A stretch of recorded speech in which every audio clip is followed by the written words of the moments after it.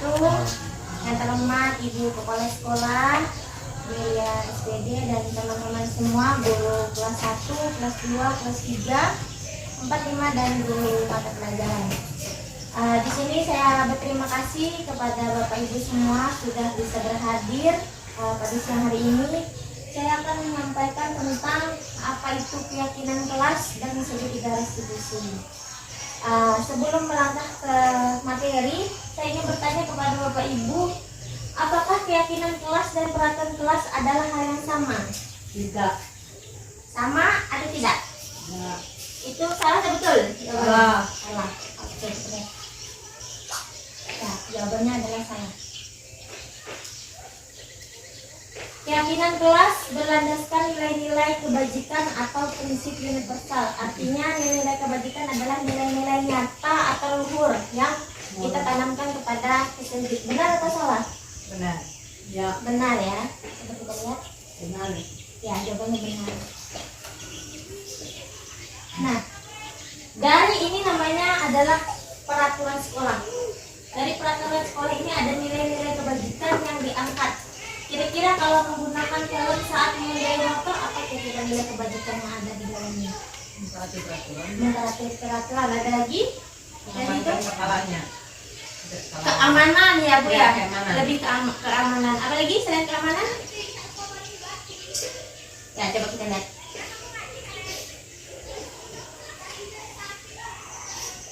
Keselamatan. Ya. Jadi esensi dari menggunakan helm saat berkendara motor adalah keselamatan. Jadi yang kita tanamkan kepada siswa didik adalah nilai keselamatannya. Kalau membuang sampah pada tempatnya, Kebersihan. kebersihan. Selain kebersihan ada lagi Sebagian dari paringan. keindahan, sebagai dari penikmat. Oke, kita lihat. Lanjut. Menjaga kebersihan, dan untuk dilarang menggunakan kata-kata kasar, esensi yang ingin kita sampaikan adalah selalu bersikap positif atau hormat. Nah, jadi untuk keyakinan kelas itu adalah bukan lagi peraturan, tapi pada dasarnya sudah kita lakukan hal ini secara tidak langsung. Cuma untuk di kegiatan guru penggerak ini, keyakinan kelas itu agar lebih tertanam kepada anak-anak itu seyogyanya itu kita buat dalam bentuk tulisan. Kesepakatan yang kita lakukan bersama dengan anak-anak. Nah, jadi mereka nanti saat kita di dalam kelas sebelum memulai kegiatan belajar, biasanya itu di awal semester atau paling tidak itu 1 tahun sekali. Yang lebih baik itu setiap masuk sebenarnya. Cuma kalau kita guru SD, karena kan gurunya itu saja ya, jadi lebih baik itu di awal tahun pelajaran. Jadi kita membuat keyakinan kelas itu. Jadi sama-sama dibuat oleh anak-anak dan kita taati bersama. Gitu.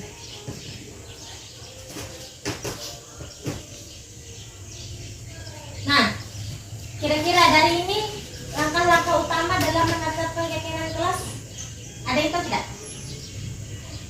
Ada. Kira-kira yang pertama yang mana dulu ya? Menurut kalian? Yang sini, gimana? Yang paling pertama. Ya, kita ganti ya. Membacanya mbak banyak lagi.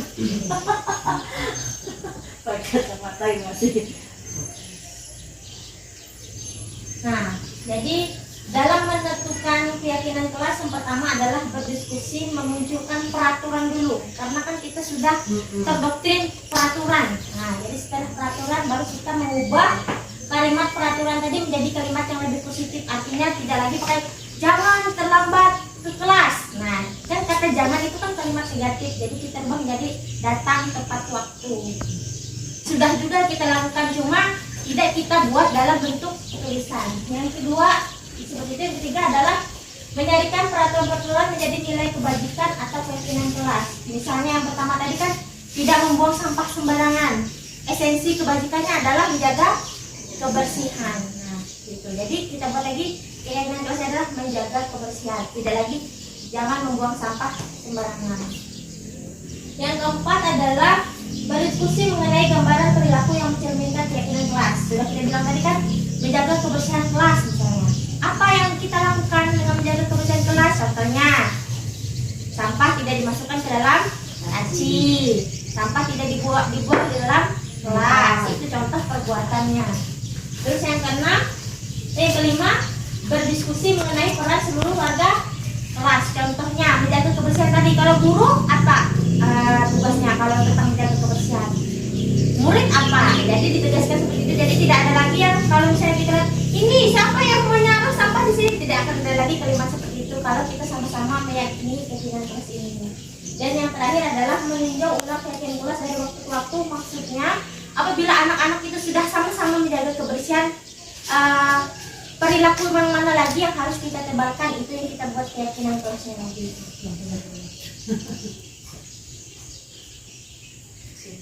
Nah, berdasarkan keyakinan kelas tadi ada 5 dasar kebutuhan manusia yang harus kita penuhi.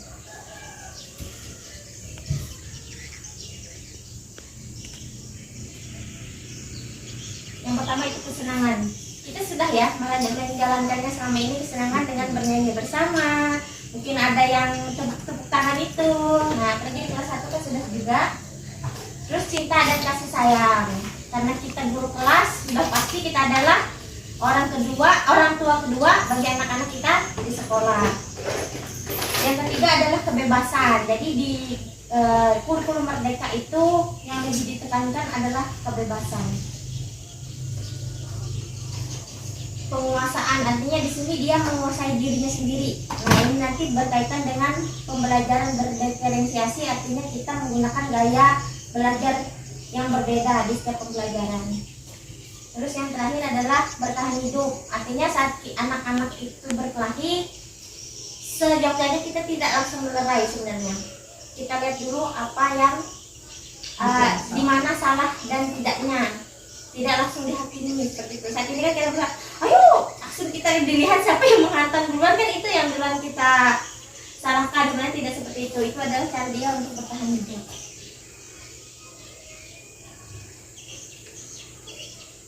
Nah, untuk materi yang kedua itu segitiga restitusi. Segitiga restitusi adalah ada 3 tahapan.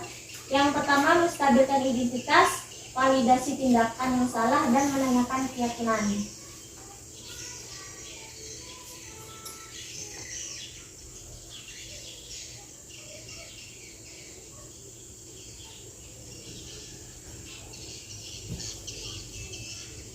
Nah, jadi untuk menstabilkan identitas itu bertujuan untuk mengubah identitas anak yang gagal karena melakukan kesalahan menjadi orang yang sukses. Dari merasa sedih dan emosional hingga mampu menggunakan fungsi rasionalnya.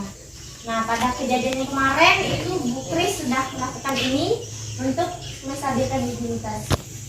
Berbuat salah itu tidak apa-apa, kan karena kita juga pernah melakukannya. Saya juga pernah melakukan kesalahan ini. Kira-kira kalau sudah terjadi seperti ini, kita mau cari solusi atau mau seperti ini aja? Nah, itu salah satu contoh menstabilkan tindakan identitas. Yang kedua adalah validasi tindakan yang salah. Nah, sudah juga kemarinnya, kira-kira kamu melakukan ini nih karena apa? Apa alasannya? Untuk apa? Karena apa? Tapi dengan bahasa yang lebih lembut agar anak itu mengeluarkan apa yang menjadi masalahnya.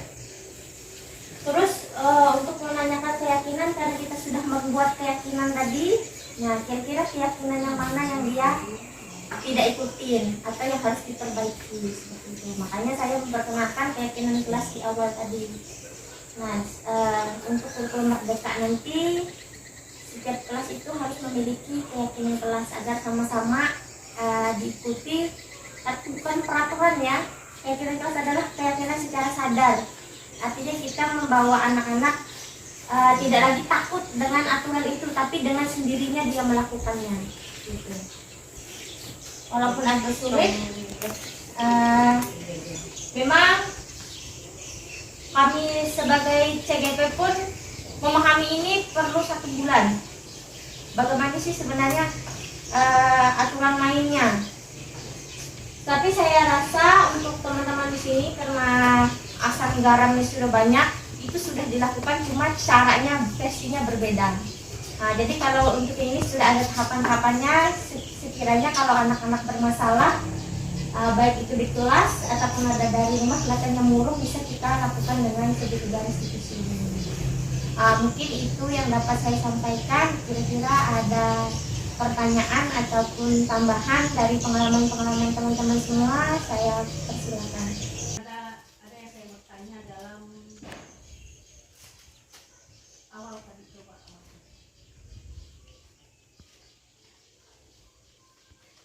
Yang keyakinan Terus, yang terus. Nah, itu.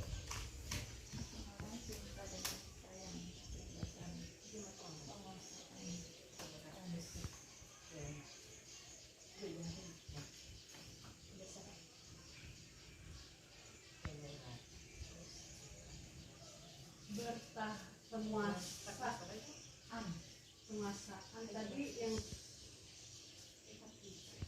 mengenai perkalian tadi. cara kita menindaklanjuti kalau anak itu dalam membuat masalah tadi. Nah, harus menggunakan kata-kata yang lembut. Tapi kalau kita lembut, nanti menanjak menjadi apa namanya? Melonjak. Oleh merasa kita sayang dia, pasti dia, oh ibu ini sayang, saya ingin berbuat lagi, pasti perlu kita sekali-kali kita membuat dia itu lebih keras, bisa nggak? Ya, baik. Ini untuk kasus ya sebenarnya, kasus kalau misalnya terjadi seperti itu. Nah, jadi dari 5 kebutuhan ini adalah dasar kita membuat keyakinan tadi. Keyakinan tadi supaya kesenangan, cinta dan sayang, kebebasan dan penguasaan ini lebih menebal di dalam dirinya. Ya, dengan kalau misalnya kelima hal ini sudah ada di dalam dirinya, kita berharap tidak terjadi seperti yang kita bilang tadi, tidak akan ada perkalian, tidak akan ada perdebatan kalau sudah mereka merasa ada penguasaan diri dan bertahan hidup tadi. Contohnya kan adalah pengakuan atas kemampuan berkasih dan akui artinya memberikan pujian tadi. Nah, untuk tindak lanjut kalau misalnya terjadi seperti itu ada namanya konsekuensi. Jadi tidak lagi disebutnya sanksi, namanya konsekuensi. Boleh kita memberikan konsekuensi, tetapi yang mendidik. Ya, contoh, kalau anak-anak tidak memakai seragam lengkap, kita berikan konsekuensi lari keliling lapangan, itu boleh Bu. Tapi dengan kemampuan dia. Misalnya anak kelas 1 kita suruh lari keliling lapangan 50 kali, itu kan tidak wajar sudah. Kalau masih 10 kali itu boleh, asal dengan kemampuannya dia. Tapi kalau posisi anak itu sudah lemas, dia terlambat atau berkelahi, jangan kita kasih konsekuensi yang seperti itu. Nah, boleh kita kasih konsekuensi yang lain. Karena di sini posisi guru adalah sebagai teman, sebagai pemantau dan sebagai manajerial. Nah, untuk menyelesaikan masalahnya dengan segitiga institusi. Oleh ini pernah pengalaman saya ini ya, oleh katanya dulu tuh harus kita dengan anak didik itu kasih sayang, yang harus lemah lembut. Pernah saya coba, tapi kenyataannya saya coba dengan satu murid yang memang nakal atau malas lah, saya kasih dia memang. Malah meloncat, malah lebih lagi, habis itu aku kerasin lagi, dia rasain lagi. Nah, berarti posisi itu saat itu ibu jadi pemantau dan manajerial. Nah, sudah dilakukan sebenarnya dengan porsi kita masing-masing. Iya. Nah, untuk lebih lagi ke segitiga institusi tadi, kan kita selama ini kan cuma tahu dia nakal. Iya, ini belum kita gali secara lebih detail lagi. Nah, itu boleh kita panggil bersama-sama dengan wali kelas dan guru BK-nya. Bagus saja sebenarnya kita saatnya kita kasih sebagai teman, tidak mempan kita jadi pemantau. Kalau pemantau tidak mempan, manajerial dan masuk ke segitiga institusi. Seperti itu tahapannya. Kan kita tahu dia malas seperti kasus punya saya kemarin, kan kita tahu dia nggak turun aja, nggak ada kabar beritanya. Oh, ternyata karena ada ketakutan dan ajakan teman tadi. Nah, setelah saya kasih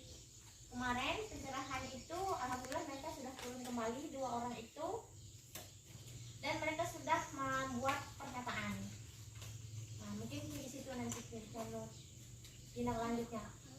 Untuk merubah dia seutuhnya itu memang tidak tugas kita. Yang penting kita tebarkan perilaku yang sudah positif. Kalau bisa yang negatifnya ditinggalkan. Mungkin seperti itu arah kurikulum merdeka kita nanti. Seperti itu kira-kira. Ada lagi? Seperti yang lain.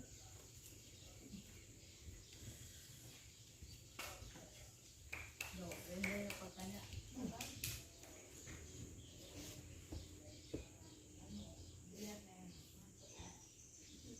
Bagaimana Bu Mustika, kalau yang seperti kita lakukan selama ini kan, kalau ada melakukan kesalahan seperti mengambil sampah itu sudah masih atau menyalahi sudah? Ya Bu, kemarin sudah saya sampaikan juga saat Loka 2 tentang kita yang tepat waktu itu ya. Mereka menyambut baik Bu tentang tentang kegiatan kita itu. Saya sampaikan untuk pertama kami akan memberikan sosialisasi, sudah kita berikan ya. Yang kedua adalah kita berikan teguran, kita tidak langsung kita hukum ya, kita berikan teguran. Nah setelah 5 kali dia terlambat, saya menambah itu Bu, 5 kali terlambat dengan konsekuensi mengambil sampah itu boleh. Dan yang terakhir kita baru panggil orang tuanya. Nah itu direspon mereka bagus kemarin katanya. Memang seperti itu tahapannya. Sudah keren sekolah kita itu sudah menjalankan aksi nyata budaya positif itu. Artinya kita itu memberikan konsekuensi kan tidak langsung serta merta. Sudah kita kasih sosialisasi, tapi tetap terlambat, kita kasih peringatan, tetap terlambat. Itu pun kita kasih toleransi kan beberapa kali anak-anak yang orang yang sama itu terlambat. Baru kita panggil orang tuanya itu sudah pas kata mereka. Jadi secara tidak langsung kita tuh sudah siap sebenarnya kurikulum merdeka, cuma administrasinya yang belum. Kalau dari guru-gurunya itu sudah siap sebenarnya, sedikit banyak itu sudah mengetahui jalannya kurikulum merdeka itu. Lengkapnya luas. Iya. Sudah keren pokoknya. Versi saya kemarin lah saya merasa seperti itu. Dan yang belum kita itu kan secara fisiknya yang belum. Seperti keyakinan kelas itu paling sudah di awal. Ayo hari ini kita belajar. Kita harus apa dulu ya? Mungkin kayak gitu sudah teman-teman semuanya. Cuma yang berbentuk yang bisa dilihat terus menerus, karena kan anak-anak ini apa yang dilihat, apa yang dirasa itu yang masuk ke dalam alam bawah sadarnya. Sama halnya dengan sounding malam itu, gitu juga kalau kita lihat kegiatan kelas yang berbentuk tulisan itu mereka akan membaca terus menerus. Gitu. Ada lagi? Kalau tidak ada, kita tutup sampai sekian. Dan saya minta waktunya lagi nanti ya Bapak Ibu semua di hari Rabu. Jamnya seperti ini juga, mungkin kita di kelas sebelah. Saya akan menyampaikan visi misi guru penggerak, apakah itu berkolerasi dengan visi misi sekolah. Ya. Kalau tidak ada lagi, saya akhiri. Saya Mustika Dewi, CGP Angkatan 7, Kota Palangkaraya.